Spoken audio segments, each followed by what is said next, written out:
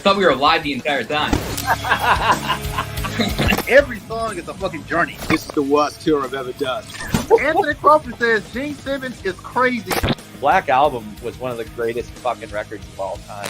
Dude, that dude is crazy. Rock and roll ain't dead. Metal was banned. What was the reason why it was banned? Politics and religion. Next record's 3-chord rock. Yeah, we're gonna do an AC/DC record.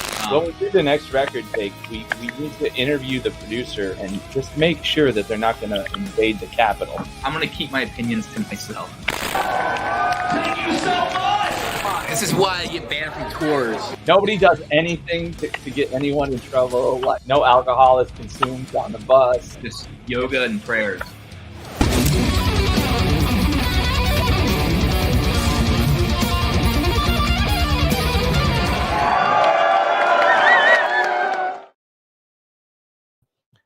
Jay! Hey, Joseph, how are you doing, buddy? Oh my God, you got a plethora of guitars back there. Oh, yeah, man. Holy hell. What's going on, man? Did you catch the madness of that Super Bowl halftime? I have not paid a single iota of attention to any of the NFL games or anything related to them this year. Not even the Swiftgate? No, I heard only because I was watching an episode of Colbert that there was some brouhaha over someone dating Taylor Swift in the NFL. Yeah. I don't really know anything about it. And then I heard there's like some political conspiracy theory that like Taylor Swift is supposed to be giving a deep state endorsement to Joe Biden at the Super Bowl or some bullshit. Yeah, she's a psyop, and apparently her boyfriend's team were all slated to win, and even people that don't have any like political bent, don't know anything about football, barely like Taylor Swift or know anything about them, already have this like implanted in their brains that this is all preordained, that it's like a government sponsored soap opera for Taylor Swift and her boyfriend to like get married, announce that they are endorsing Joe Biden after they get their Super Bowl rings. I mean, you know, what in America isn't a government psyop these days? Yeah, I mean, clearly my company is just the CIA sending me overseas to Europe to make beer and convert people to American capitalism or something.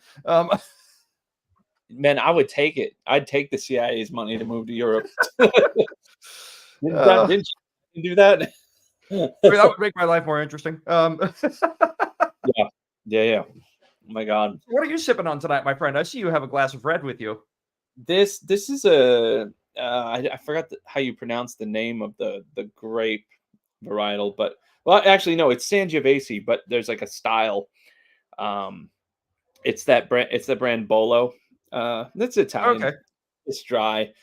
I'm usually like a French right bank Bordeaux guy, but as you can see, I'm not here in my studio. I'm being held ransom in like ISIS headquarters with this lighting. Yeah, I did see that you're not in your usual studio. No. It's I don't know where I am. And actually, they handcuffed and tied my my eyes shut. So I don't know where I am. That's gonna be me all next month, pretty much, because I'm gonna be probably in a different country in Europe almost every week. Again, you've been traveling a lot since I met you.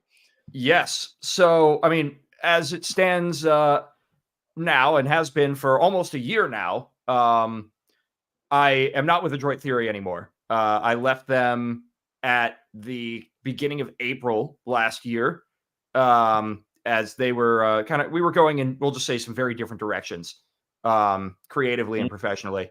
And my career trajectory just really was not in line with their new agenda with some of the new people they'd brought on board. And I decided it was better for me to kind of go my own way. I'd been looking for an exit for a while for a variety of reasons, some of which you're already aware of, and some of which no one is aware of.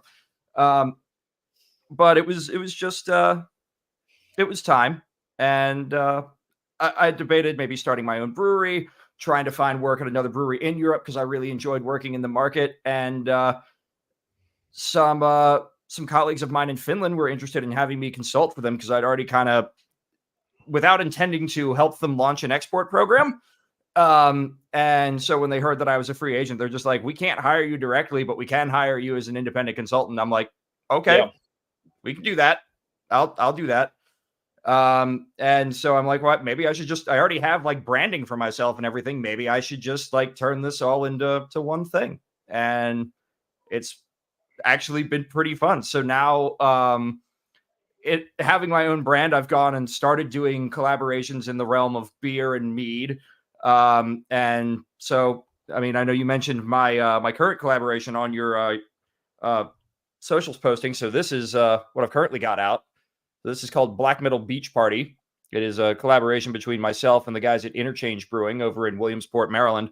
It's kind of an interesting beer. So they're a very tiki themed brewery.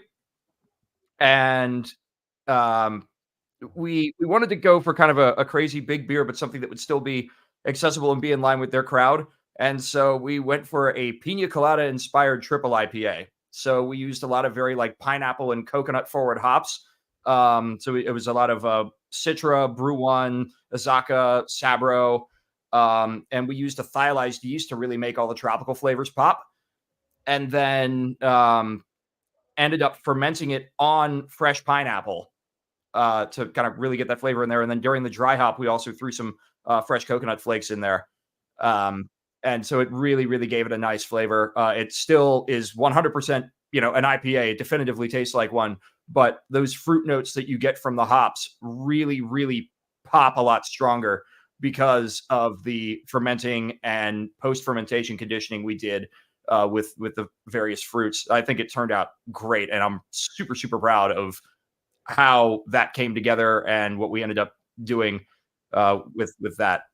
There is still some available. You can only get it through their brewery. They're like a super local type of place, but they've been friends of mine for years. And so for them to be my what's the website? I think they're strictly on social media. I don't think they actually have a website. But if you go, Instagram's the easiest way to get a hold of them. I think it's just at Interchange Brewing. Interchange Brewing? Yeah. I'll put that in the comments. What would you compare this new beer to? Well, so I mean, it definitely tastes like a big hazy triple IPA, but with a lot more kind of fruity character to it. So like a God damn it. Like a Stone, like their citrus one. I haven't really had any of the hazies from Stone. Okay. So it's hard for me to say with confidence, like compared to someone like them. But I mean, some of the closer ones I can think of would be like, I don't know. I really like a lot of the stuff from like Folking Brew. They're out in Groningen in the Netherlands. They make a lot of great stuff. Other Half would probably be something that this could be comparable to. They make a lot of hazies that are very popular all over the world. So those are kind of some of the ones that inspired me. I mean, actually it was weird for all the stuff I designed with Adroit. None of that really came into play. I kind of was like, we wanted to do something really different. And so Lucas and I really sat down and did something very cool, especially doing like the whole thiolized thing. I had to completely relearn how the hazy IPA was done with doing the thiolized yeast, because there are certain grains that have, certain chemical components in their makeup that don't interact well with the thiols when you start getting those, extracting that kind of thing from the hops. And so you don't want to create off flavors. So like we used no wheat whatsoever in this beer. It is all malted barley and oats. And then for our sugars, it's all like maltodextrin and lactose. So it's all corn sugar and milk sugar to do that. And then we did the fruits in there as well, which provided their own sources of sugars. So is that the malolactic fermentation? Is that what that is? Kind of. I mean, what's the best way to put this?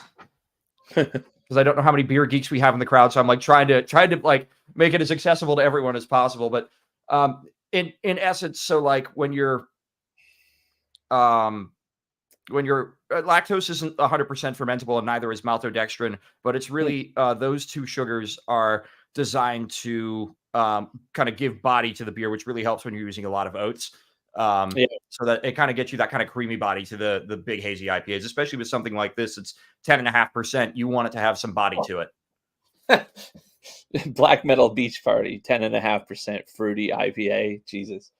Yes. That's whose idea was the name? So that one was an interesting one. So Lucas really wanted to do something that was our two kinds of branding that really kind of came together. He's like, I want something that's like metal meets tiki. And a friend of mine who I play in a band with, Tim Regan, has this little project called Black Metal Beach Party, and he had asked me to do a guitar solo for them. And it was for a cover of Soak Up the Sun by Sheryl Crow, but it was like death metal. It was really hilarious. It's one of the goofiest things I've ever done in my career. I think I just ripped off every George Lynch lick that I knew to play that. But I was sitting there at the brewery. We were trying to come up names, and I'm like, Black Metal Beach Party would be a hilarious name, but I need to call someone and get permission to use it. And so Lucas is like, dude, make that call right now. I love that name. So I called Tim, like right there in the brewery. I'm like, hey, so we're making this beer. Can I steal your music project name for a beer? And he's like, yeah, just make sure I get a can and you can use the name. Jesus. Easiest licensing I've ever paid for. Oh my god. If there's anyone in the audience doesn't know, Jay actually he's who we partnered with to do the Shadows Black IPA, which it went over really well. I believe it completely sold out rather quickly, and it was delicious. I can tell you from experience. And I think Don and I were on a permanent hangover status for about 3 weeks after that weekend. Yeah, that was a cool beer. It was a very big beer. And it went over very, very well. A lot of people got stoked about it. A lot of people got stoked for, the events and stuff like that. I know when we brought it to Decibel, a lot of people were excited about that. It was so cool to have you guys there pouring with us when we did that. I look back on that collaboration very, very fondly.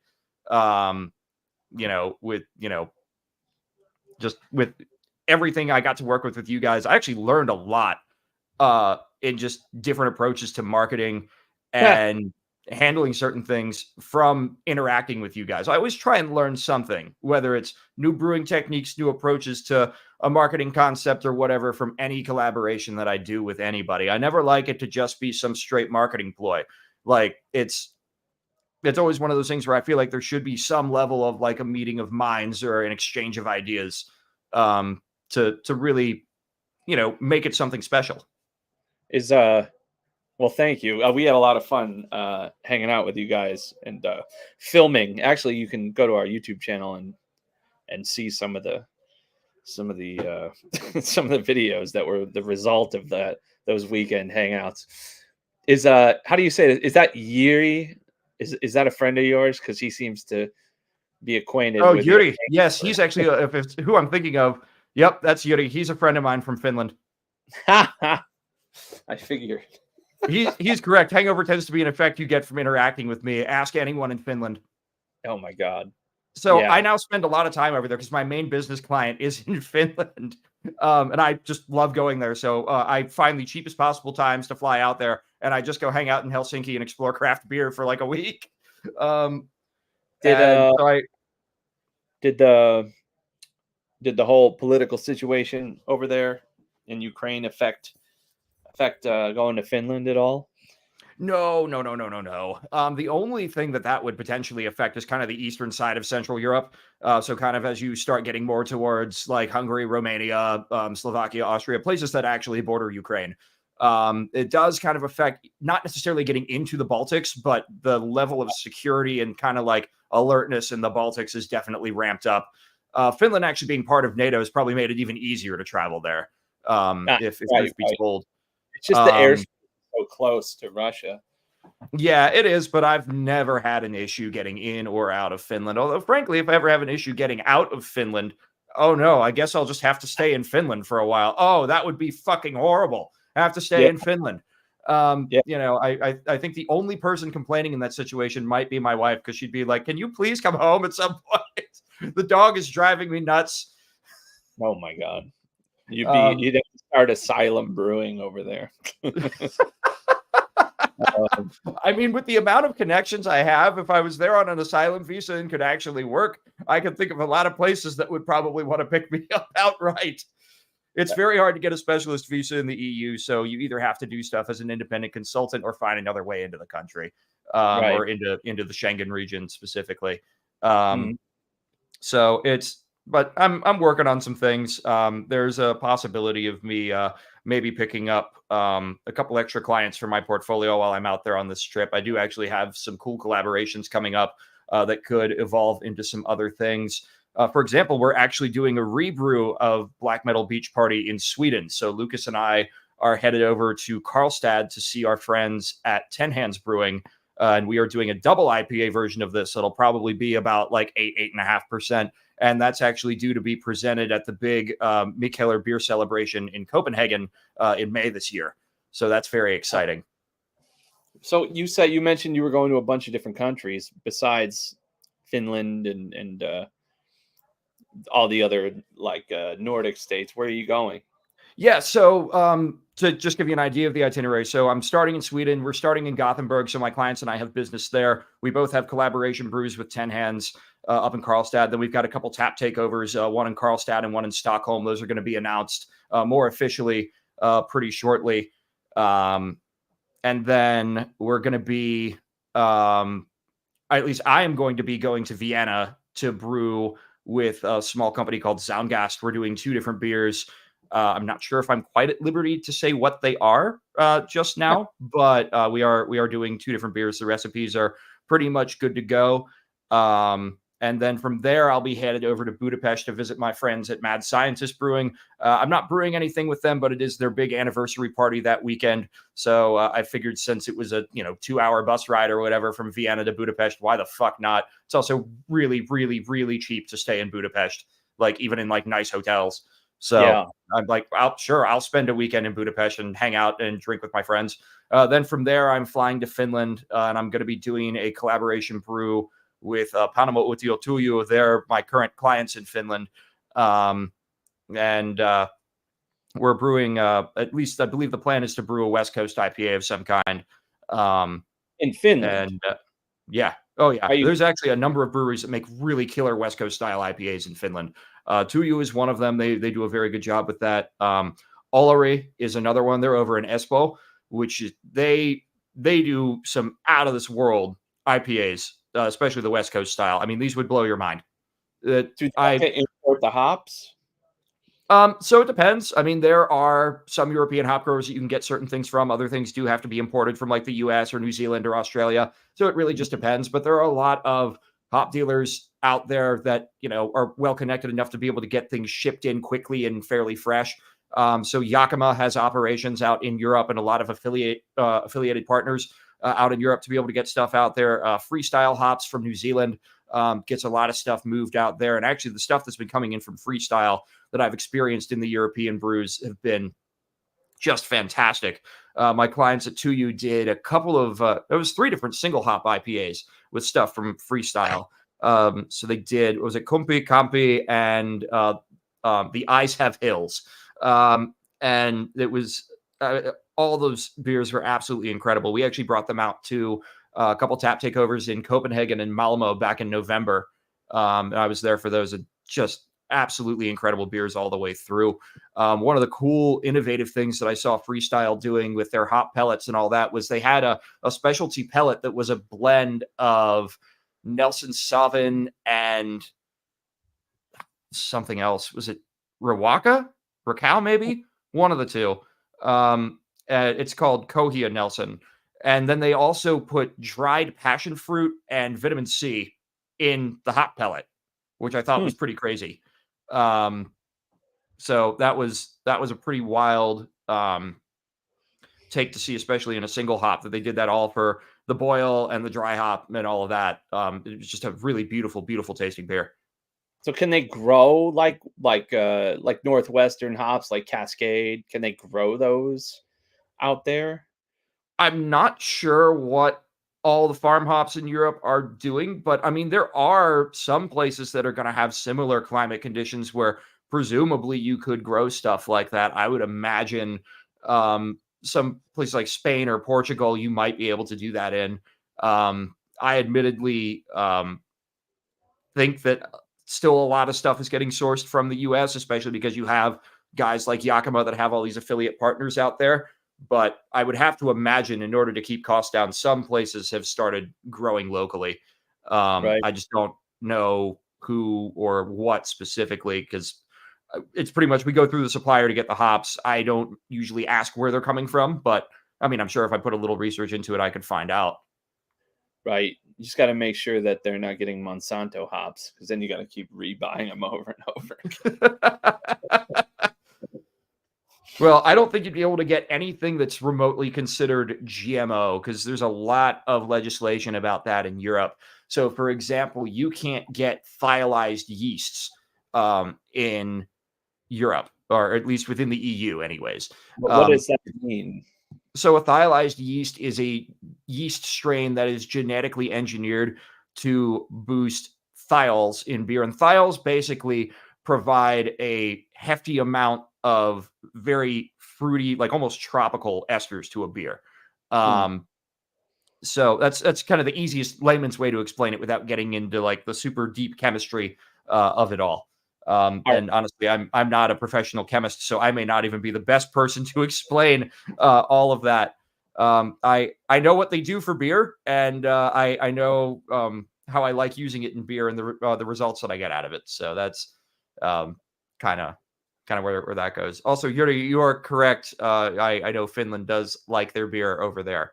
I just wish it was not so expensive. There are some bars that sell like a can of pale ale. We'll try to sell it to you for 14 euros and 50 cents. And I'm like, no, especially when I know what you're getting it for, because I know who's making it and what they're selling it to you for. Like, that's like Yankee Stadium prices.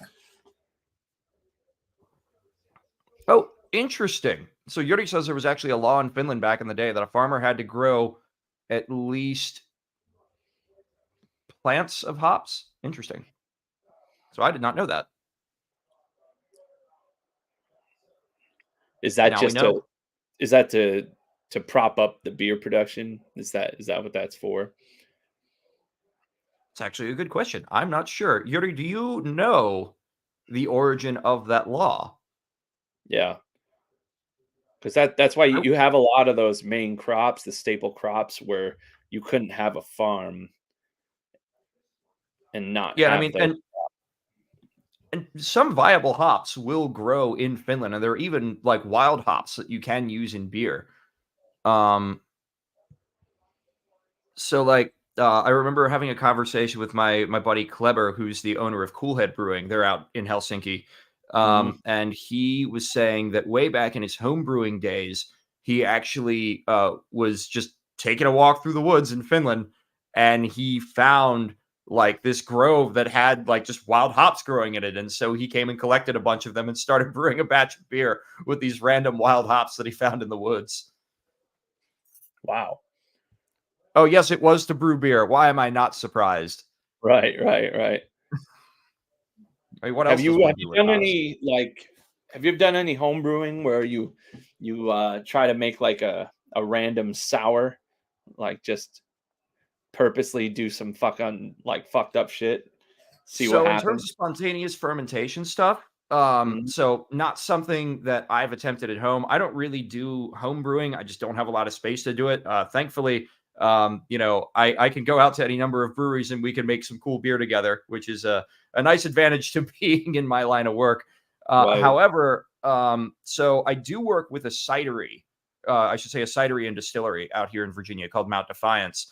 And we have tossed around the idea of maybe doing some spontaneous fermentation. Long title? What's up?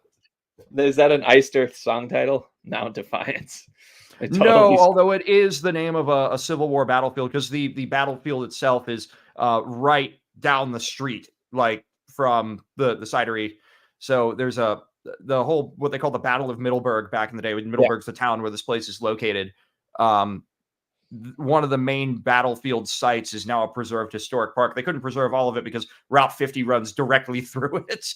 But it is a thing out there, and I think that's kind of where they took the branding from, because it was like a local historical site. Yeah, that was the thing way before I entered the picture. I've only been with them for about 4 years, and we're actually celebrating our 10-year anniversary this year, which is going to be pretty fun. But they're a fun group of guys to work with. But yeah, to answer your question, we have tossed around the idea of maybe trying to do some spontaneous fermentation in there. You just have to be very careful with that sort of thing, because if you start getting like Brettanomyces, which is a type of wild yeast, or you start getting a lot of like lactic acid producing bacteria floating around in your production space, your tanks can get infected. It takes a long, long time to get rid of, and sometimes it never truly goes away. And then suddenly you just end up getting sour everything. So a lot of breweries that do that sort of thing, or wineries, or any other type of space that does that sort of thing, usually either that's all they do, or they have a totally isolated separate facility for those kinds of things. Because all it takes is one careless thing, or spores of yeast or whatever, getting onto someone's clothes, and then you've got infected batches of beer everywhere. Right. So like a great example is my buddies at Mad Scientist Brewing in Budapest. They have a facility that they call Mad X, and it is attached to their brewery, but it's completely sealed off. You can see it through like a window in the main brew house, but you have to go around outside the brewery into another thing. And you cannot come back into the brewery until you have showered and completely changed clothes after visiting the Mad X facility. Like, you cannot go back in. I heard that Budweiser has like a clean room. Like you have to go through a clean room, because it's that huge of a production line, and they probably have to, like, beer like that in the United States is pasteurized and homogenized, isn't it? Depends on where. Not every brewery pasteurizes their beer. There are pros and cons to doing that. You're going to get rid of a lot of things just in your main boil. But I mean, if you're doing like fruited beers and stuff like that, and you're trying to export them, or you're trying to get them distributed, and you don't have a lot of like cold space, then yeah, pasteurizing might be a good idea. It's expensive to do though. So you would probably want to have a packaging line that has an inline flash pasteurizer for it. Even then, it's not a guarantee that you might, that you won't get re-fermentation. I can't speak to what Budweiser does with their stuff. I've never been to their facility. Maybe one day I should go. I'm generally not a big fan of their beers, so it's not. I don't really pay attention to a ton of what they do, especially because macro on that scale doesn't apply the same way to what a lot of people do on the smaller craft scale. Sure. Be interesting though. Be interesting to see certain things. Oh, like you said, I agree. You can learn something from everybody. There's got to be something in the process. Yeah, I would think so. Who is this Abhorrent Studios? Getting a hot dog and then going into a scary beach bathroom, because nothing says going to a beach like using a bathroom with wet sand everywhere and an eternally wet toilet seat. He's been cracking me up this whole conversation, not just because of the Freddy Krueger picture down there. I don't know. The title Black Metal Beach Party did not make me think of a fruity IPA. I was picturing something else. So I'm a little surprised at the... Were you picturing more of like a stout, or what were you picturing? I was like, when I think black metal parties, I think Pabst Blue Ribbon. So Fuck no. I was picturing like a Kolsch, like something a little off, but still in that like lager realm. Nope, not even close. What it tastes like. So yeah. However, I did do a project with a Kolsch yeast recently, but it's not a beer. It's a cider. And we actually just tapped this at Mount Defiance yesterday, 2 days ago. No, it was yesterday because we had the staff meeting and then we tapped it. How does it work? So how did it work for fermenting that? I mean, it was pretty straightforward. We took our house blend of apple juice. We've been working with a new orchard lately, so we've been trying to find some new stuff to do because the old orchard we were working with, I think, went under. And so we started working with this new company. A lot of their blends are very different from what we were using before. So I think we have to change up a lot of what we've been doing. So we've been experimenting with different yeasts, doing some hop stuff, doing some different flavored ciders. And so this particular one, I kind of selfishly used to prototype a beer idea since I just had stuff available for fermentation to me. So we pitched some yeast nutrient and some K97 yeast. And K97 is the most common German ale yeast that you find in like lighter stuff like Kolsch and whatnot. Usually very crisp, very dry, but it's also a very aggressive yeast. And I did not realize how aggressive it was going to be with the apple juice because we pitched it and we came in the next day and our general manager was pissed because there was just foam everywhere. Oh, wow. So yeah, it blew the bung and the bubbler off the top of the fermenter. It was because we were just doing it in a little disposable fermenter, just, because we had some extras laying around. It was going to be like a small, like 5-gallon test batch. But we just kind of let it go and do its thing. We let it go for just weeks. And then we hopped it with Strata and Racal. So like very floral and kind of berry and stone fruit forward hops. And this thing turned out fucking phenomenally. It's like super crisp and dry and has this lovely subtle floral thing going on the nose, but it almost has kind of a juiciness to it from the hops. It is really, really kick ass. So there's one 5-gallon keg of it on draft at the cidery right now. So if anyone wants that, Mount Defiance Cidery is open noon to 6 Wednesday through Sunday. I encourage you to go try it if you're in Virginia or the surrounding area. How close to Adroit is that? So Middleburg they're about 30-ish minutes from Percival, where Adroit's at. So that's, yeah. I mean, it depends on which way you go and how many cops are on the road. Jesus. I definitely got popped doing almost 20 over in a 35 once. Oh my God. Yeah. You weren't drinking at all. I was not actually, although I did have a switchblade and a weed pen in the car with me. Is switchblades illegal? You're not technically supposed to have them in public. Oh Jesus. Who is Sauce Discord? Oh yeah, okay, I know who Sauce is. So he hangs out a lot in I don't know if you know the band Grave Shadow, but their singer Rax has a Twitch stream. She's a good friend of mine. And he hangs out in her Discord and her Twitch stream a lot. How do I know that name? Grave Shadow, they're from I think Bay Area. Right. Yuri, thank you for stopping in, buddy. You have a good night, man. Yeah, that was. What time is it over there in Finland? In Finland, let's see, they're 7 hours ahead, so it's probably about 4 a.m. or so there. Oh Jesus! You got to put down the beer bottle. Oh my God!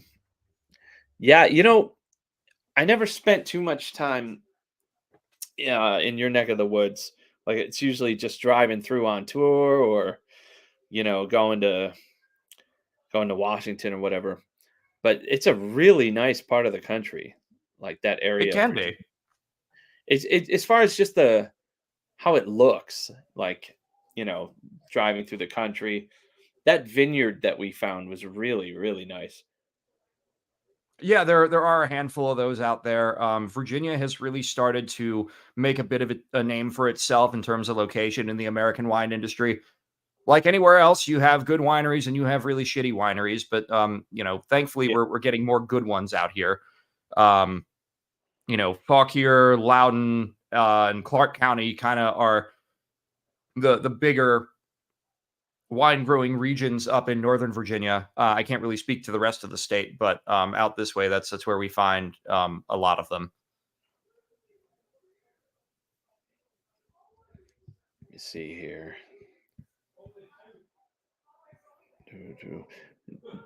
Jake said that he wishes he could make it, but he's a travel day today. Yeah, I totally get it. Is he out on tour with someone right now? No, Jake is not out on tour.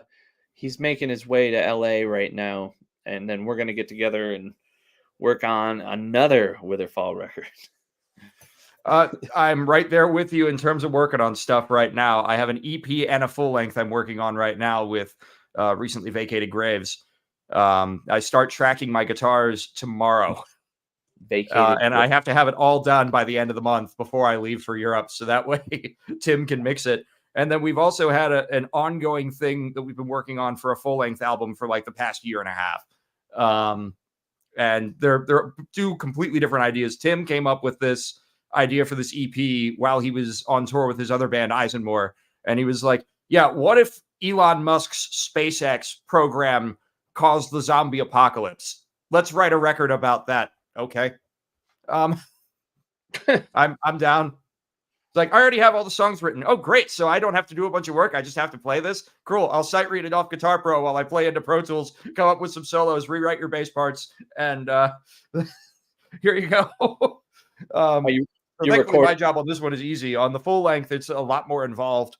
I've been doing a lot more co-writing with Tim. I've been doing a lot more co-production with Tim. I've been kind of supervising a whole thing with like this whole symphonic aspect of it. I have a friend who does orchestral scoring for video games. And so he's doing, I'll give him like an idea of kind of what I want for things, and he'll come up with an entire orchestral score to go inside the song. It's pretty fucking crazy. And you're doing all the guitars there at your place? So Tim and I both record our guitar parts at our respective home studios. And then depending on who's mixing, we just send the dry stems to the other person and, come up with the tones, and there we go. But yeah, for all that, I'm tracking my parts anyways, right here in my home studio. Tim's tracking stuff at his home studio. And then, our singer Clinton, is currently living in North Carolina. So he does all of his, vocals, down in his place. And then Tim and I, we do some other vocal work, backing vocals and such like that. So we'll record our parts at our own studios as well. Actually, on the one thing I can let slip about the full length is that for the first time ever, it's looking like there will be some level of clean vocals incorporated into RVG's sound, which is something that's never been done before. But we had a part where my buddy Steven, who's been doing all the orchestral scoring, put in this massive sounding choir thing. And I'm like, the lyrics that are going on in this part should be sung, or at least you should have some actual singing of these lyrics blended in with these screams. So I'm like, well, someone's got to do it, so I'll just do it. I mean, I do sing. I've, fronted bands here and there before, so I was like, oh, I'll give it a shot. It worked. So, and I didn't have to do a ton of pitch correction on it either, which I was happy about. So, that's kind of how that worked out. So that was I think my first time actually doing clean singing on an album too. So that's is the band recently vacated Graves? Yes. Zombie metal. Yep, that's us. Yeah, we actually recently celebrated 20 years as a band. I've not been in the band for 20 years, obviously, because that would mean I was like 11 when they formed. Good Lord. What does the band sound like? Well, so it is kind of a mix of like old school death metal, black metal, thrash. Initially, Tim's whole concept was he wanted to do everything in standard E tuning to prove that it could still be heavy. And then, of course, a couple records ago, he ended up pulling out 7-string guitars. So it's still in standard tuning. It's just, now there's an extra string. But it has only gotten heavier with some of the down tuning. We actually, for the first time ever on this full length, we're doing a song in drop A on the 7 strings. That was something. It was actually a song I'd written while I was like in college, and then just it sat around and never got used. And I always wanted to do something with it, so I sent it to Tim. I'm like, "Can we do something with this?" And he's like, "Sure." And so him and I both kind of picked it apart and kept the parts we liked and added new parts. And then we had Steven do his whole orchestral thing. I rewrote the bass parts and probably got overly complicated with them, but I don't care. It was fun. That's cool. Drop A, man. That you need either a baritone guitar or to have some really thick strings for that one. Well, I could show you what I'm using for that, actually. So this right here, it's actually a guitar they don't make anymore. It is a Schecter Jeff Loomis model, 7-string. It's got a 26.5-inch neck scale on it, so it's just about in baritone range. And then the string setup I use on it is Diodario NYXL. I use a 10 to 52 and then a 70 on the low B. So it definitely, and the tuning for A, that it works just fine. So it definitely gets the job done. It's got a set of Jeff Loomis's signature Seymour Duncan pickups in there, so very nice and clear. And then for the amp tones, I mean, we're doing everything DI. So we've been using a combination of Line 6 Helix Native for all the amplifiers. And then for the cabinets, I really like to use the 2 Notes Wall of Sound. So I've got an immense amount of control over what we sound like and, how clear everything is and what weird effects we put on things, how tight everything can be.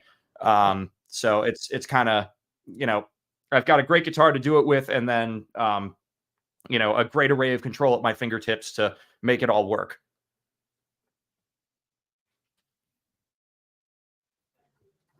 I've never played those Jeff Loomis models. Oh, dude, it's a great guitar. I was actually really upset when he went over to Jackson because I've never been a Jackson fan. Yeah, I shouldn't say never been a Jackson fan. I liked some of their earlier stuff.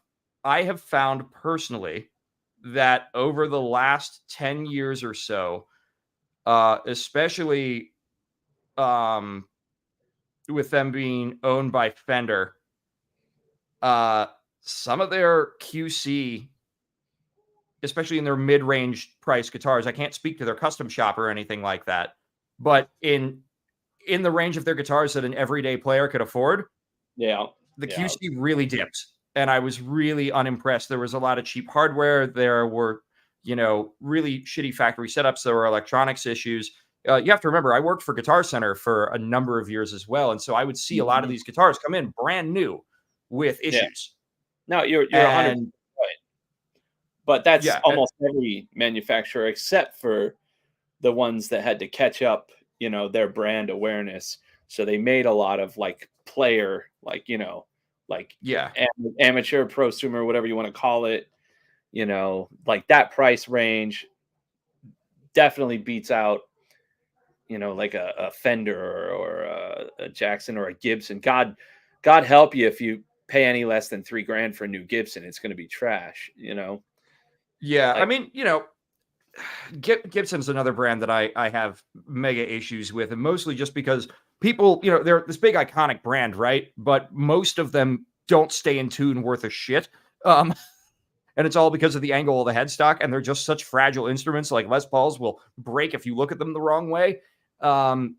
So that's, they're another brand that I've kind of strayed away from. One of the reasons why I really liked Schecter and ESP a lot, which are the two main brands that I play stuff from, is because I could take them out on the road and I could literally throw them around, smash them into cymbals, throw them through an amplifier grill or whatever, and still pick them up and play them, and they just have a few paint chips. When I was touring with Hatefuck back in the day, one of the 8 strings behind me, over here, I literally, the headstock was all smashed and dented up, and there were big chunks taken out of the neck because of me just getting super aggressive with it. And all I had to do was have my tech fill it with some super glue and some wood putty, varnish over it real quick, and it was right as rain. I mean, there was all my blood, other people's blood all over this guitar in the pickup cavities and all that. And we just yanked everything out, cleaned it up, and good to go. Jesus. I can tell you something that there's certain trade-offs. It's there are singers out there that they're not in tune either, but that tone you can't replicate. And that's how I feel about those Gibsons. It's use them in the studio and tune them up when they need to be tuned up. I mean, most guitars in the studio, intonation, you have to tune the guitar for every particular part. You're not just tuning up the open strings and then letting it fly. So I don't know, man. Like if you got, I feel like a lot of those like expensive guitars, the people that are bringing them on the road have people that are taking care of them for them, and they have the money if they lose one. It doesn't matter. With some of them, certainly. And you've seen a lot of advancements in guitar hardware lately too that also help with that sort of thing. Mhm. So Evertune is one of the brands that comes to mind. They make bridge systems that, I mean, you basically you put one of those on your guitar and it is basically lockstep in tune, and you can even set it so that way even if you bend the string, the intonation does not change. Like the pitch won't change at all. So it's pretty wild from that perspective that they've got these kinds of devices out there that work as well as they do for guitars. One I thing think that I kind of have to it's not a guitar anymore when you do that. Like there's no way that all the overtones are the same if there's something doing something behind the scenes. There's no way. Like, not that it's makes it less than, but it's not the same. It's not the same instrument. Well, it definitely does do some differences because with stuff like that, you do have a fair amount of mechanical components that can introduce different overtones. Now, you are also introducing usually a high mass quantity of metal into things with these bigger bridges.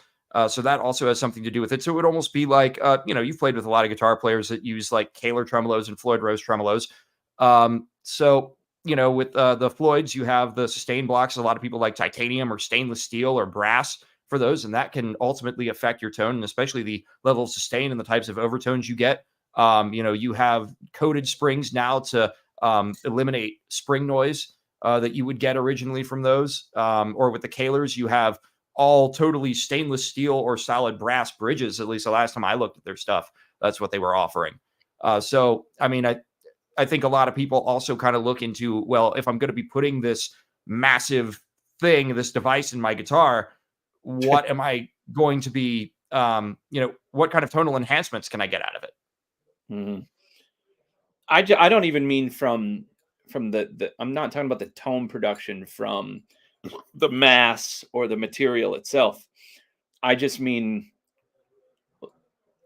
like when you play any sort of acoustic instrument, especially a stringed instrument, like when you strike it or however like the note is produced, like you get a certain overtone series that happens from the string vibrating, and if there's something else controlling the way that string vibrates or the length of the string dependent on what's happening, like the Evertune does, it's going to do something that's unnatural. Like it's going to introduce something that makes this thing not really a guitar. Like, do you see what I'm saying? I kind of get where you're coming from in a It's way. Isn't it? Like, It's like the way no, that go it on. works is it's sensing and then responding, right? Like there's some sort of algorithmic thing in there that senses something's off, and then it does a certain action. So like you've got this other thing that's now introduced, and that will affect the way that the harmonic series is replicated.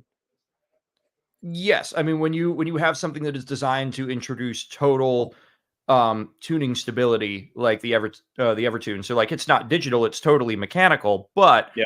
it does have an effect on as you said, your wavelengths and your harmonic series and all that. Yeah. While you're Do I think playing. yeah. I mean, do I think that makes it any less of a guitar? I mean, the world of electric guitar is such a vast, crazy thing and has evolved both so little and so much depending on who you're looking at as time has gone on. Mhm. So would I say that makes it any less of a guitar? No, I think it is, again, like anything else, it's a device to suit your needs as a player. Just like Sure. your preference in your pickups or any other hardware. So like, you have the idea of like standard tuners versus locking tuners. I like locking tuners on all my guitars because it means I don't have to wind the strings. No other reason. Yeah. So again, I think it comes down to personal preference. I have found that the Evertunes are kind of a pain in the ass to maintain, and they certainly jack up the price of an instrument. So, I mean, I have hardtails on most of my guitars, and then for anything with the tremolo, I usually have something that's double locking. I've not been very happy with the Floyd Rose systems lately, so I actually have an Ibanez coming in with an Edge zero resistance system on it. We're gonna see how well that holds up. Herman Lee seemed to have some great things to say about them in his demo of that versus the Floyd versus some other tremolo systems out there. It seemed like the ZPS actually held up better, especially when giving it the tremolo a lot of abuse when raising pitch compared to a lot of the other systems. Who makes that system? That's Ibanez. So it's exclusive to their guitars. So the 0 point system is what goes into their kind of zero resistance tremolo. And they also have it available as an install for their other Edge bridges and whatnot. So I bought this Iron Label Xiphos from Sweetwater. It took forever for the damn thing to come in. And I'm still waiting on the new tremolo system pieces to come in.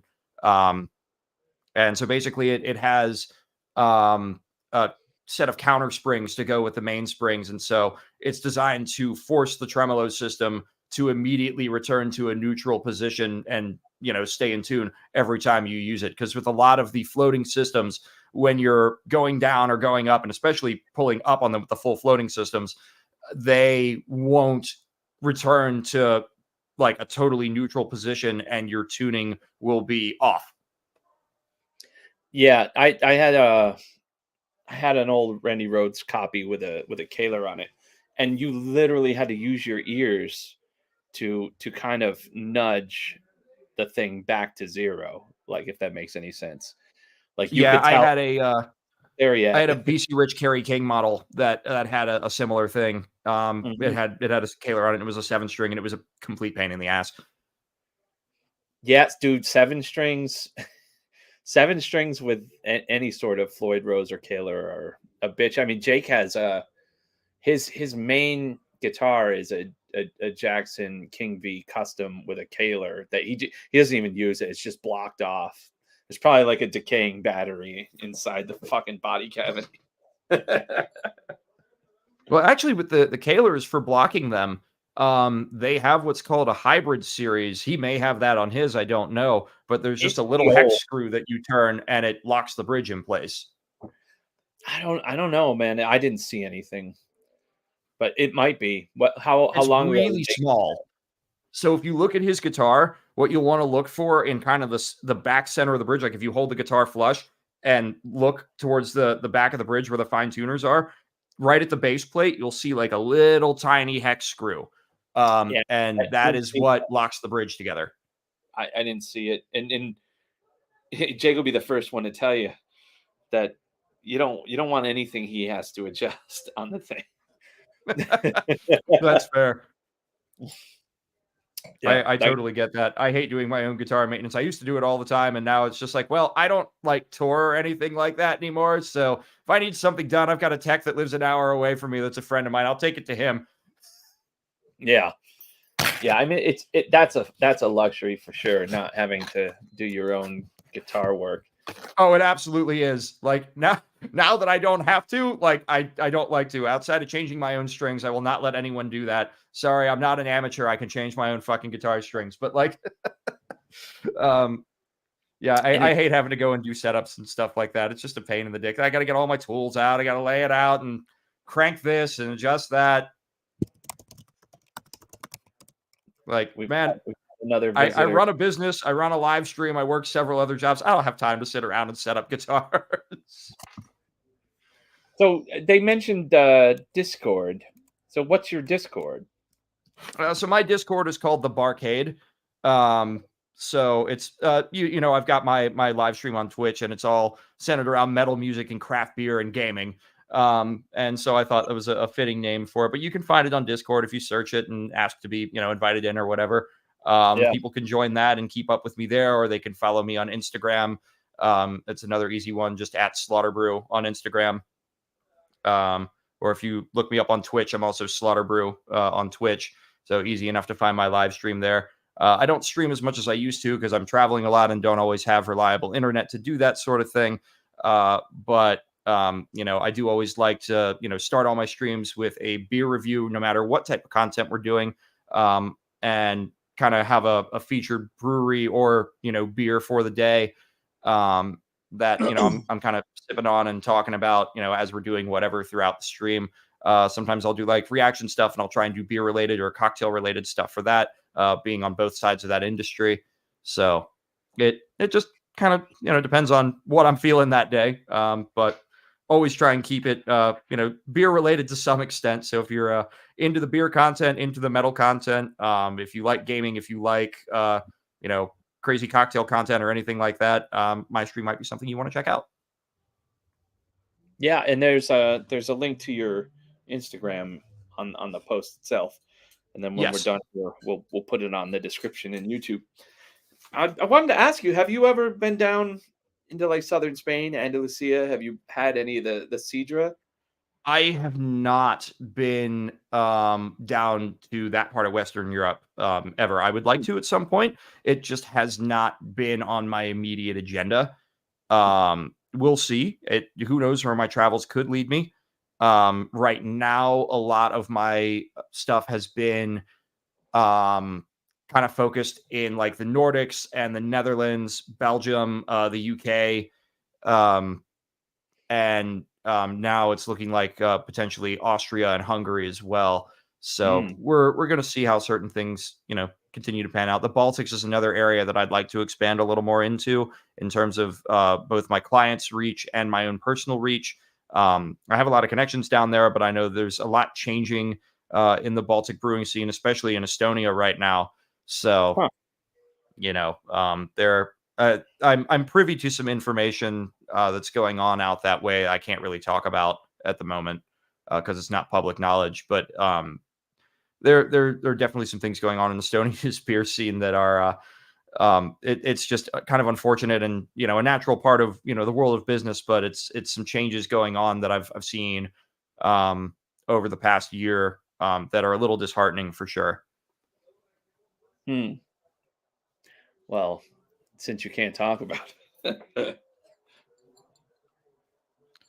Yeah, I can't really say much more than that. I would really love to, be able to expand more into the Baltic scene. I just kind of have to.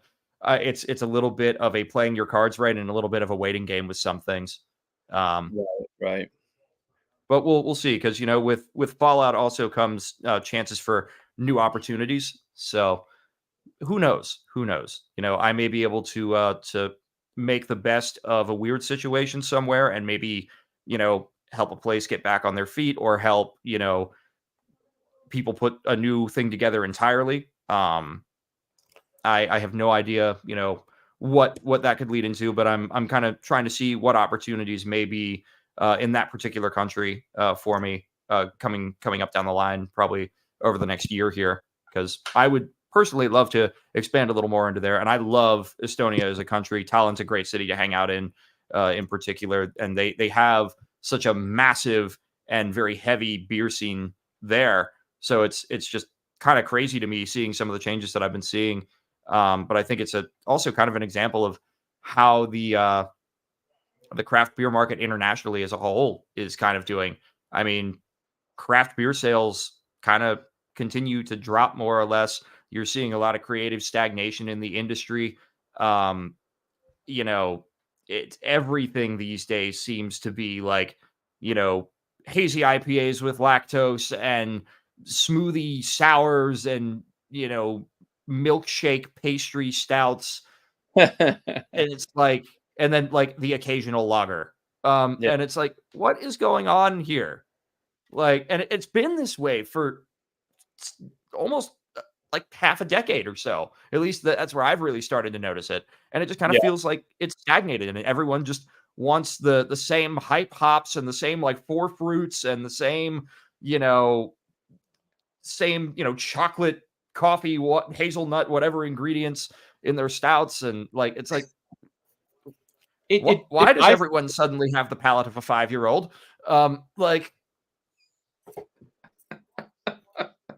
It seems like it bifurcated to me, like almost like politics in America. It's like you either drink, plain like white as fucking paper Budweiser, or you drink the most outlandish, fucked up shit like craft thing. Like there's no it's like there's no middle ground anymore. Like you'll go to like at least like out where we are, in some of the bigger cities, LA, Vegas, wherever. And if it's like a craft type of place or like a microbrew, almost everything on there is completely undrinkable unless you're like out for an adventure. Or you go into a regular bar and all they have is Miller Lite and fucking Budweiser. And there's it just seems like the market's split completely in half. No one's trying to make something for everyone, or at least even 20% of the population anymore. In a way, it has. I mean, you know, individual preference still exists, you know, for the everyday beer drinker. But you see a lot of hype. And one of the things that I think contributes in a very negative way to this hype is an app called Untapped. Have you heard of this app? Yes. Yeah. I had it for a minute. Yeah. Let me tell you something about Untapped and how it affects the beer industry. All right. On Untapped, unless you have a super hype, outrageous beer, first off, very few people are actually going to be inclined to rate it well. So unless you have, you know, the next Citra Mosaic Galaxy Hazy Double IPA with lactose, or you have the next, you know, raspberry mango smoothie sour at, you know, 8.6% or whatever. Of course, now ABV's popularity is going down, so people want lower ABV stuff, or they want non-alcoholic beer. That's the other big thing that we're starting to see. Or they, you know, they want, you know, you to have like a big barrel-aged stout with, you know, hazelnuts and cocoa nibs and coffee beans and vanilla paste or whatever the fuck. So, and, you know, don't get me wrong, you know, every beer has its place, right? I'm not saying these beers shouldn't exist. I'm not saying people shouldn't like these beers. To me, a lot of that stuff, it almost barely qualifies as beer. The IPAs, maybe not so much. Like, I mean, an IPA is an IPA is an IPA, but, and there are a lot of great IPAs, and IPAs are a great way to explore hops in particular. So I really like them as exploratory beers to really get an idea of hop flavors. But digressing. Sorry, I do that a lot. But so anyways, these hype styles, right? They're going to be the ones that get, you know, the big, you know, 4+ star ratings for the most part. And then anything else that is not that, people are just like, oh, well, it's not the big special hype popular beer. I can only rate this like, you know, 2.8 to like 3.7 stars. I'm not gonna, you know, give this like a solid 4 or 5, even if it's a great beer. So like Pilsner Urquell, it's one of the greatest light beers ever made, right? It is a classic Czech Pilsner. That beer, I think, has like a 3-something rating on Untapped. Come on. It's ridiculous. Yeah.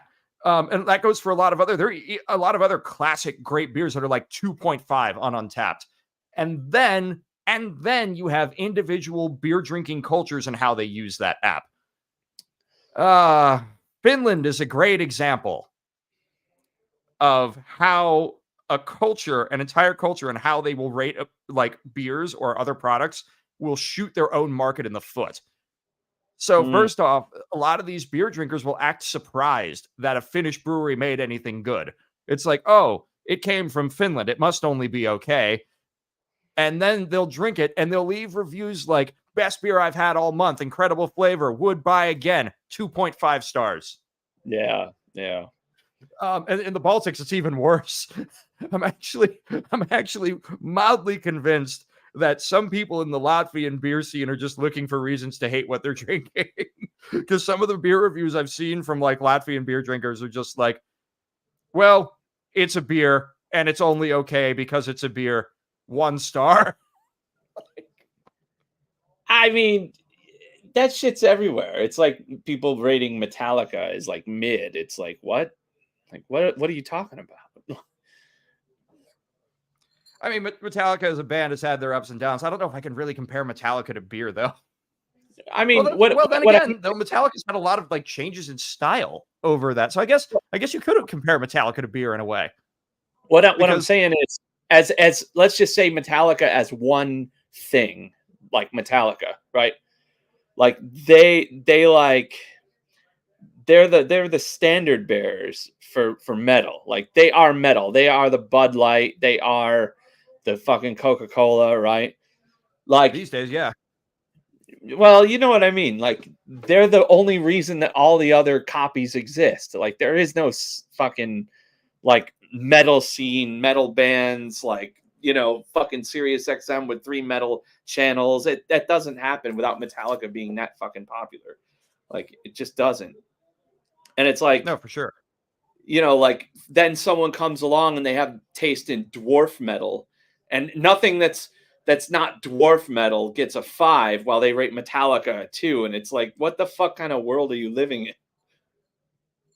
Yeah, and I don't get that. For me, like, when I go in, and I don't know, maybe I'm just cut from a different cloth than average people. Who the fuck knows? I'm not trying to say I'm anything special, but, like, you know, I'm kind of with Internationally Insane over here. Yep. And, you know, he's like, you know, if it's a good beer, I'd rate it 10 out of 10. Same for bourbon, you know, whatever the case might be. For me, I mean, I'm going to try and rate things objectively. Like, I look at, you know, what are the flavors coming through here? Do I expect a beer in this stylistic category to even remotely taste like what I'm drinking? You know, am I detecting off flavors? You know, how do I personally like the beer? Objectively, does this seem like a well-made product? And all those factors will go into some things. So yeah, if I think something is really outstanding, I can't find any flaws with it, I personally really enjoy it, sure, I'm going to give it 5 stars on Untapped. If I think it's really, really well made, maybe it's not, you know, the most mind-blowing thing I've ever had, but it's still really solid, can't find anything wrong with it, you know, I would probably give it like a 4-ish range. If it's just, you know, average kind of beer to me, it probably would get something in the 3s. If I flat out don't like it, and, like, I think that there's potentially a problem, then you're going to start getting into 1 to 2 star territory. And I've had a couple that have just been so awful that they've been rated like a 0.25. It's only been a couple times, but I have done that. And that is reserved for something that is just like truly awful. Like, I expect better from your brewery. You know, you basically released a fucked up beer instead of pouring this down the drain when you realized it was bad. You know, and I'll bet that it still gets a cult following just because it's different and weird. Potentially. I mean, I try not to put too much stock in, you know, Untapped ratings for beer, because I know that a lot of it is just hype and bullshit. But the problem that you run into in the industry is that unless your beer, for the most part, like, if it's not a 4 or above, distributors don't want it. Right. Some consumers don't want it. Importers don't want it. I remember when I was working at Adroit Theory, we were getting ready to send a shipment of beer out to our importer in the Netherlands, who brought all the stuff all over Europe, right? And they had put in an order for a bunch of beers, and one of them was a West Coast IPA that we made. It was a really nice West Coast IPA. And we got an early review that basically was literally like, I don't like IPAs, 1 star. And it brought the overall score down from like a 4.1 to like a 3.8 or a 3.9. And they sent us an email and they're like, yeah, so we don't want this beer anymore because it's not 4 stars on Untapped. Oh my God. Yeah. That's like that South Park episode about Yelp. It's like, yeah, not everyone should have an equal say. Like, Untapped is basically fucking Yelp for craft beer, if I have to be completely honest. Yeah. And I think, I mean, so it was designed to be a useful tool for beer drinkers and a social experience for beer drinkers, right?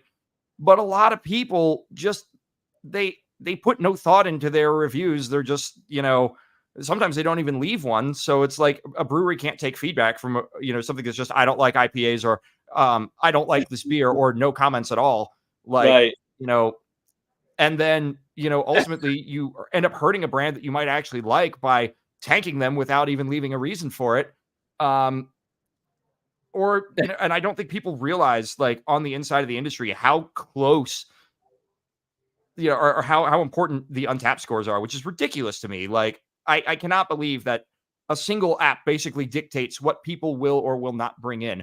So like it has actually made it difficult for me to move my Finnish client because especially just because of the way Finns will rate beer, like best beer I've ever had, 2 stars. Like, so their average score on Untappd is like 3.6, and they make some of the best fucking beer you can get in the world. Yeah. I mean, those phones are a double-edged sword, man. Like, it's easier to sell to people, but it's also easier for shit like that to happen. You know, like, imagine if let's say like a metal band that had like a crazy fan base and they got into a beef with Drake. And so all these fans that like metal never like would ever listen to Drake, but then they went on Amazon and said they bought Drake and rated it 1 star. You know what I mean? It's like what. And I'm Like, sure that why happens between breweries on Untappd. I'm sure there has to be instances of that. allowed to why do you get a say? You know, it doesn't make any sense. Because the court of public opinion is overly important these days. Jesus Christ. And it has been since 2016. I'm not even going to dive into that. I don't want to either, but it is what I've noticed. Right around 2016, it was, the court of public opinion is everything, and you must, surrender every aspect of your personal life to be judged on the internet, or otherwise people think you're shady and you're hiding something, and we want to know if you should be canceled or not. Like, it thankfully, it's kind of died down, a lot of the brouhaha around that has kind of died down a lot, but like, right around that time is when it really started to get bad. And then it was like really bad for a while. And then the pandemic, I think, made a lot of it worse. And now I think people have finally started to like have something resembling a life again. So unless you go to like the far off corners of Twitter or X or whatever the fuck we're supposed to call it now, you don't really see as much of that anymore, unless you're in like cliquey local metal scenes that have too many hardcore kids in them on Facebook. I think people finally are realizing that they're standing in a circle when they're firing off all these cancellation notices. It's like, I think so. And it's like, I mean, I get it. I'm not going to tell anyone, what to spend their money on or not spend their money on, or that they should or shouldn't support anything. If you don't want to support something and you have a problem with it, sure, don't support it and voice your grievances about it. You have that right. And I fully support your right to do that. But I do think that, the hype and popularity that being outraged against, a person or a group of people does get crazy out of hand sometimes. And I also don't think people realize how that affects not just the lives of people that they target or, organizations that they target or whatever. And, by all means, if you want to boycott something, organize a boycott. I'm not saying don't do that. I'm just saying, do think about, when you go around making ad hominem attacks on people, how that affects people's lives. And also not just their lives, but it does create a sense of paranoia around everyone that witnesses that, because it's like, okay, are they, is the mob going to come for me next for some perceived slight? So that, I think, is, another kind of whole issue. And it's not something I really like to touch on, because again, I do think that people have their right to express themselves and to be heard. And that's why, that's the great and terrible thing, the double-edged sword of social media platforms. You have a platform, you can be heard, and you probably will be heard. But you should think about the consequences of your actions in the greater span of the public. People like to talk about the greater good all the time, but I don't think they actually think about it. No, because the greater good for them is what the greater good is. It's not the greater good. It's like what they think that the greater good is. And then they try to, extrapolate outwards instead of like, the greater good as this other thing. It has to do with how they see what should be happening in the world. Yeah. It becomes personal perspective at that point. Yeah. Like a greater good for a fundamentalist Christian is not the greater good for what you and I might consider. No, not at all. Not at all. I mean, that's the whole political thing. The right and left is there's like a completely,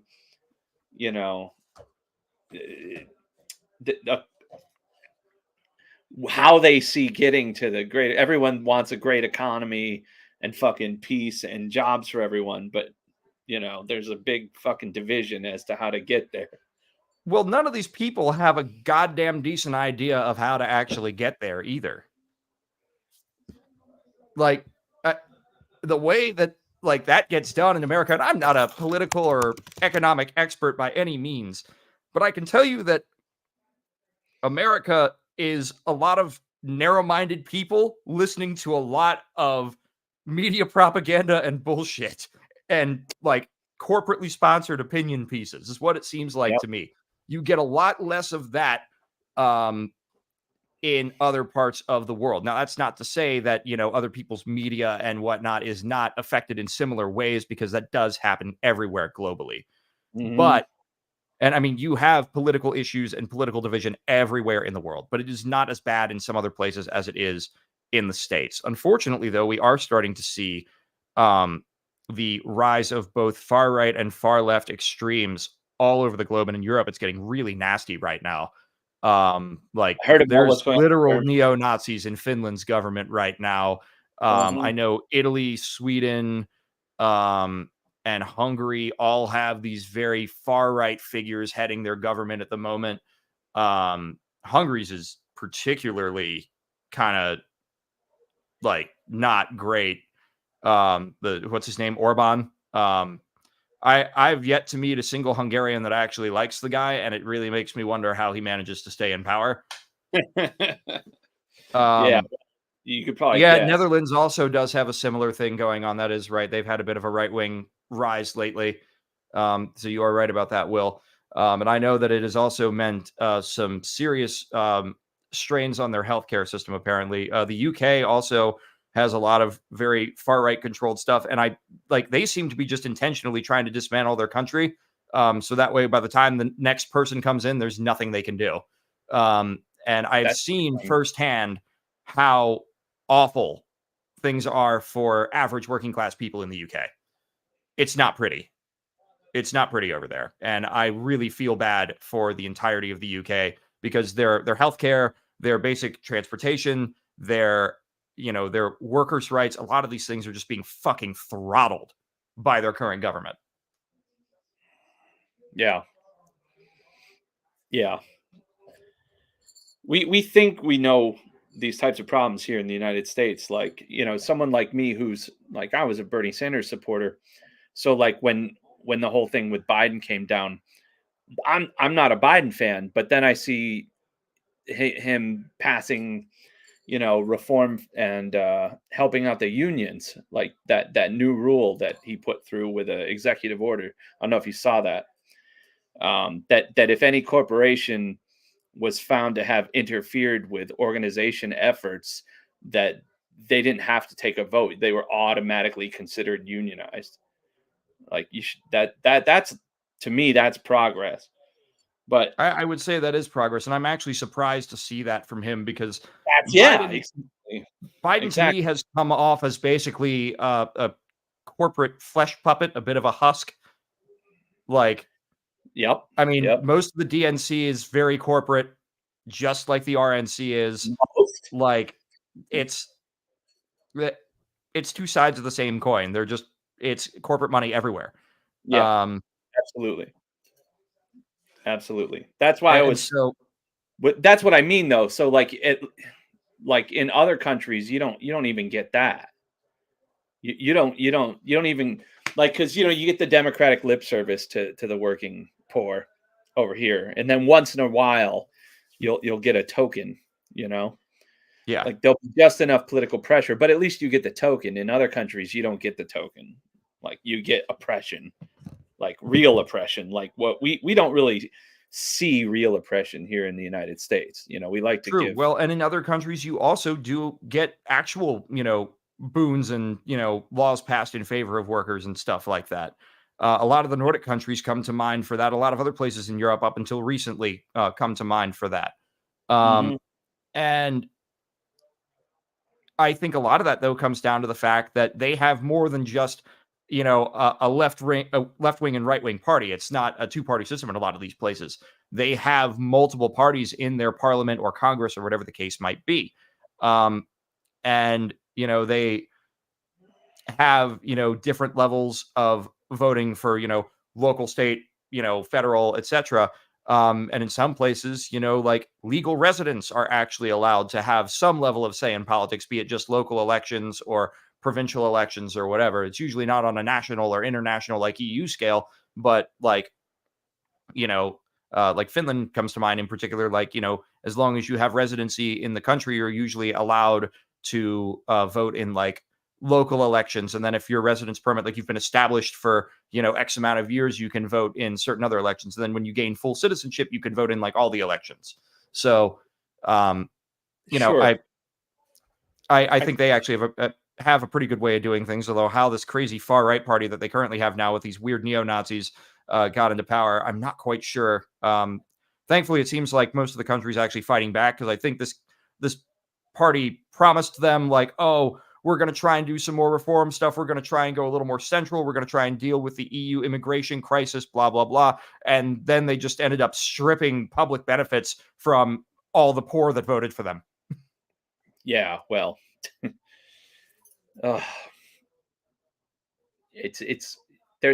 really is there's no real power unless you're willing to bring out the guillotines. I mean, people forget that, like all this voting nonsense. It's like, look at America. Look at American elections. Like, Yeah. it's just like you said, there's no real difference. There's slight differences, but the results are always the same. They tell you they're different, but there's not much, unless you're like a one issue voter, like on abortion or something, right? Yeah, no, and I agree with you there. And the other thing too that kind of comes into play is, again, I'm not really sure the will of the people actually decides an election. I think money does. I laughed so hard when the Trump supporters were like, "Oh, they stole the election from us," because it's like, dude, you haven't. No one's been actually winning or losing elections.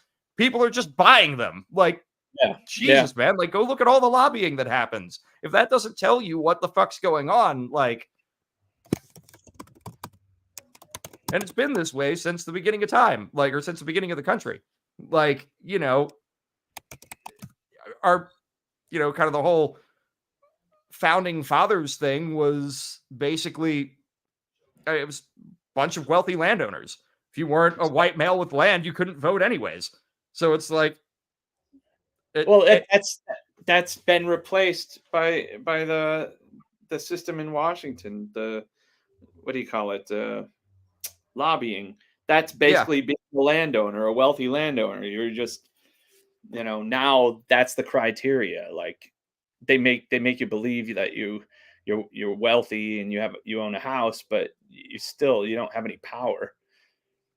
Yeah, no, and it's kind of the same thing with like how we replace the institution of slavery with the institution of the prison industrial complex. It's the same shit. Or wage slavery. If you have to work 40 to 60 hours a week and you can't do anything with the capital, right? Like, but put a roof over your head and food in your mouth, then that's basically slavery. I mean, like, I don't want to fall into the trap of pissing off liberals by comparing the two. But I mean, if all you're doing is trading your life for the means of sustenance, that's slavery. Like, that's all you're doing. You're not living, you're surviving. Like, yeah. And I think there are liberals that would agree with you that wage slavery is absolutely a thing. Sure. And especially in America. But, there are also plenty of people that just, they want to run around and say, look how pink my hair is and look how virtuous I am, and I'm going to scream about something on other people's behalf who don't even know I exist, because they have nothing better to do with their time. And that's called Twitter. It's hilarious, because that's what they want. They want everyone like fighting over these social issues and ignoring all the economic ones. And it's like, that's what they did to MLK. No one wants to fucking realize, like, that as soon as MLK stopped talking about race and started talking about economic opportunities, that's when they shot him. Like, we can sit here and argue about, they, them, he, she, like, whatever, like Trump, like, grabbed a pussy, all that shit. We can argue about it forever, and they're gonna be perfectly happy until we start talking about the rate of inflation versus the rate of wage increases. that's when they fucking will start clamping down on you. Yeah, no, absolutely. In fact, if we keep having this conversation, we're both probably going to be shot tomorrow. We're gonna be turned into Lenin. We're gonna be in the UK. We'll be exiled. Jesus. Well, does anyone else have any questions for Jay here? Because we're gonna wrap this up. This is almost our longest episode. Yeah, about to say we totally diverted from beer and just went into the state of the world. Black Hole Beach Party. You know, that's what happens, though. This is a natural progression for an alcohol related show, because you start getting into politics and religion. I mean, I guess so. Oh, we do have a question. So, what is the best guitar? It's all personal preference. I can't judge what you like because I don't know enough to relate to the reasoning of preference. So, we all need to be open minded. Wipe direction towards or away from the sack. Well, let's answer the first question. We'll answer that second one after. So, I mean, I think I agree. The best guitar is definitely going to be all personal preference. What's best for me and what feels best in my hands or Joseph's hands or Jake's hands is going to be, potentially totally different for somebody else. I have a number of guitars that I absolutely love. And it's really hard for me to personally pick a favorite, but I also know that what I absolutely love is going to be different for somebody else. My personal favorites that I'm rocking right now, definitely my Schecter JL7 that I pulled out earlier. I really like my Schecter Banshee Elite 8-string. I used that actually on the last RVG record just because I really liked how it sounded. It's got a nice swamp ash body, some really cool custom pickups with beryllium magnets in them, and it's ebony fingerboard, stainless steel frets. It feels great in my hands, even though it's got a big 28-inch neck scale on it. Like, just feels good. I guess if you want to say personal preference, especially best feeling guitar, I'd say almost anything that's got a reasonably playable neck shape and an ebony fingerboard and stainless steel frets. It feels like silk under my hands. Nice. My favorite guitar that I've ever owned was a mid 90s Jackson Kelly. Nice. Yeah, reverse shark fins, ebony fingerboard, fucking unbelievable. Quilted maple on top. Yeah, probably a pre-Fender. Absolutely. This guitar was about $1,000 and then back in 96. So imagine the quality, Yeah, it was probably a great type of thing. I don't know if Will's question is for me or for both of us. I follow the Japanese? Answer Aberrant Studios. Oh, cool. I don't personally follow much of the Japanese rock scene. There are some Japanese metal bands that I enjoy and sometimes, pay some level of attention to. Galnerius comes to mind. I really like them. And then there was this other band that I came across a little while back, and I can't remember their name for the life of me right at this second, probably because I'm a few beers into the evening, but it's Wagaki Band, that's what they're called. And they're kind of like a fusion of like Japanese folk music and like very like 80s guitar rock, like Satriani and stuff like that, and like J-pop. And they, I think, are very cool. They're doing something very different, and their live concert events that I get a chance to see videos from on YouTube are really insane. So definitely things I really like. Also, on the Galnerius thing, Sio from, I think that's how you pronounce his name anyways. He's their guitar player. He has a solo project now that he's been doing that also I thought was just really, really excellent. And a much harder hitting songwriting that I'm used to hearing from Galnerius as a band. So that I also really, really liked. I met the Galnerius guys at Prague Power, I believe it was last year.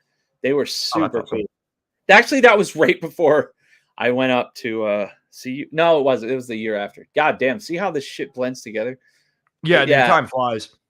God damn it. Because we went to see you up at Decibel Festival right after Prague Power. We had played Prague Power, drove up there. Yeah, definitely cool band. And yeah, that guitar player is really, really good. Yeah, he's a monster. I remember when I first discovered them, it was so probably to surprise to no one, I'm a huge fan of Finnish power metal bands. And back in their earlier days, I was a big fan of Sonata Arctica. Yeah. And they had some, because they're huge in Japan. So one of the Japanese guitar magazines like did like a video shoot with Yanni from Sonata Arctica, and yeah, it was Young Guitar. So you've seen the video I'm talking about. Sio from Gunarius and Yanni from Sonata Arctica, where they did that, and that was kind of a cool video. I miss Yanni and Sonata Arctica. Elias is a great fucking player, but their music definitely changed a lot after Yanni got fired. With that said, we now have Yanni in playing with Insomnium, and what he's been doing with them over the last couple of records has been fucking phenomenal. Definitely. If there's any more questions, we'll be here for another minute. If not, Jay, I got to tell you, this whole conversation, I've been thinking, I'm like, you could totally do a spoof for Seth MacFarlane, like his voice. You could totally do a Seth MacFarlane spoof. Like there's certain inflections like that you sound exactly like him. Interesting. Yeah. I've never really considered that. Listen back to your voice. You could totally do it. I'm telling you. That would be funny. Well, if someone wants to write a Seth MacFarlane spoof for me to voice act, I guess I can do that. You can totally do that. You should definitely do that. Let's see here. All right. I used to do like a little voice acting, but like it's been a long time. Yeah, you could pull it off. I'm telling you. I'm going to make a little fucking audio compilation out of this interview. Oh no. Yeah, I'll send it to you. But anyway, it's been fucking awesome. I'm going to give you a call later in the week. We'll discuss something. And final call for questions here from Jay. Yeah, final call for questions. If anyone has any beer-related questions, music-related questions, anything but ass-wiping related questions. Well, now you just alienated half the audience. I think we alienated about a third of the audience. Yeah. All right, guys. Well, this was fun. Jay, I'll talk to you soon. Everyone have a good night. And if you're driving anywhere, be careful. Yeah, please be careful out there. It's a crazy night. Joseph, thank you so much for having me. Thank you guys all for showing up here tonight. Don't forget that if you are around the Williamsport, Maryland area, or kind of in the Virginia, West Virginia, Maryland tri-state area, Black Metal Beach Party, my collaboration with Interchange Brewing, is still available, both in cans and on draft. It's our Pina Colada Triple IPA, 10.5%, and absolutely bombastic, awesome beer. So Joseph, thank you for giving me a chance to plug that. And for any of my friends that are going to be in Gothenburg, Stockholm, Karlstad, Vienna, Helsinki, or Lappeenranta, or Budapest, I will be in all of those cities all throughout March. Feel free to hit me up on my socials and let me know if you would like to meet up or have some beers or whatever while I'm out there. I'm always open for business inquiries. You can hit me up on Instagram at Slaughterbrew or info@slaughterbrew.com. Easiest ways to get in touch. I do all sorts of consulting, from marketing, networking, recipe design, helping you build a brand, start a brewery, whatever the case might be. And I charge pretty reasonable hourly rates on contracts. So easy enough to get a hold of me. Thank you guys again all for coming out. It's been a great evening. Hopefully your Super Bowl team won if you've been paying attention to the game. And Joseph, thank you again for having me out. It's always great to talk to you. Always a blast. I see you pointing up at something. What do we got? Oh, no, someone brought me another Pilsner Urquell. Oh, excellent. Pilsner Urquell is wonderful. By the way, Taylor Swift won the Super Bowl. So, So Deep State Biden endorsement won the Super Bowl. So now I'm going to have to hear about this on YouTube all month. Yep, she's going to replace Kamala Harris as the next. Honestly, she might be a better vice president if truth totally be told. Good Lord. All right, everyone. Have a good night. Jay, I'll talk to you soon, man. Cheers, everybody. Take care. Sometimes the world no longer needs a hero. Sometimes what it needs is a monster.